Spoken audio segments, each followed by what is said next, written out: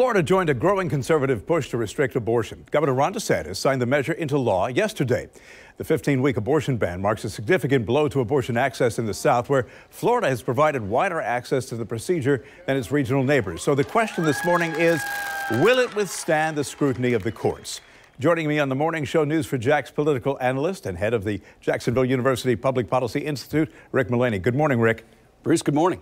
So I'd like to approach this from three standpoints of three things we know. First, the Supreme Court should soon decide Florida's abortion law's future when it determines the fate of Mississippi's 15-week abortion ban, the ban on which Florida's new law was based. What do you think? Bruce, what I think is going to happen is you're going to see the eyes of the nation turning to the U.S. Supreme Court. Last fall, they heard oral arguments on the Mississippi case on whether or not that 15-week ban is constitutional. And remember this, under Roe versus Wade, in the subsequent case of Planned Parenthood versus Casey, a viability test was a standard of 24 weeks, meaning that up to 24 weeks, a woman has a federal constitutional right to an abortion. After 24 weeks, states can ban it. Clearly, the 15-week limitation in Mississippi and the 15-week in Florida, which was just passed, are inconsistent with Roe versus Wade. If the U.S. Supreme Court declares the Mississippi law unconstitutional, the Florida law will be unconstitutional. If, however, the U.S. Supreme Court declares that Roe versus Wade is being overturned, which, by the way, will be a political earthquake, it will return it to the states. However, the court could also modify Roe and come up with another test, such as, workability standard or undue burden, very difficult. But regardless, remember this, if the U.S. Supreme Court overturns Roe versus Wade, it doesn't mean abortions are illegal. It means it returns to the states for the states to decide. All right, so let's bring it down to the state court level, because second on my list, state courts pose a hurdle for the 15-week ban. A 1980 state constitutional amendment added by Florida voters holds that every natural person has the right to be let alone and free from governmental intrusion into the person's private life. How might that factor into this equation? Bruce, it's really important here to look at federalism and to take a look at actually what we have here. What we really talked about first is that the federal constitution, the U.S. Constitution, the U.S. Supreme Court will be interpreting is the federal constitutional right. If Roe versus Wade is overturned, separately it returns to the states. And in Florida, the question will then become, is there a Florida constitutional right for a woman to have an abortion? And clearly, abortion rights advocates, those who are pro-choice, will point to this explicit language of a right to privacy in the Florida Constitution, and they will declare that to be, they will claim that as a separate basis. Regardless, you can expect this to be litigated. The U.S. Supreme Court decision is expected in June. The law Florida law goes into effect July 1.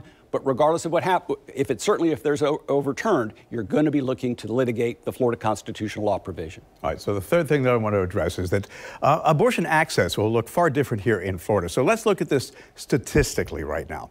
The vast majority of Florida abortions will not be affected by HB 5 because in 2021, Florida saw some 80,000 abortions performed. About 4,800 of those, 6%, occurred in the second trimester, which is after about 12 weeks of pregnancy. But advocates say the abortion provision will harm pregnant women in Florida.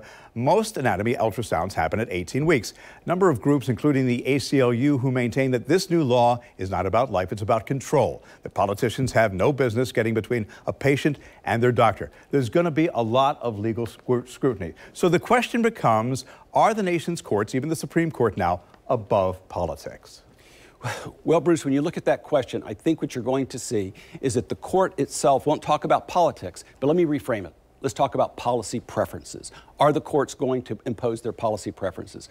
For the conservative justices on the court, 6 of them, most likely their policy preference is pro-life. For the liberal justices, most likely their policy preference is pro-choice.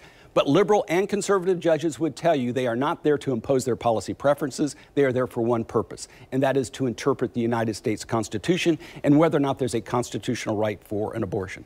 For the conservative justices, they will use more of a textual approach, an originalist approach, and they'll look to the U.S. Constitution, particularly the 14th Amendment, which was adopted in 1868, and say, is it in the language? And was that the original meaning that they provided? They will also look to stare decisis, Roe versus Wade, which suggests it should be upheld. For the liberal judges, they will take a very different approach to interpretation. They will look to the 14th Amendment and view not only the text, but a fundamental right and the fundamental right to an abortion. They will also point, quite frankly, to Roe versus Wade and stare decisis.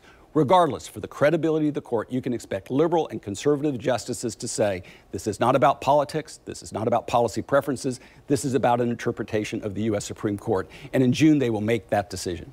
And either way, this debate will be heated, it will be emotional, and when it's over, it ain't over. Rick? That's right. Thank you for being here. Appreciate you.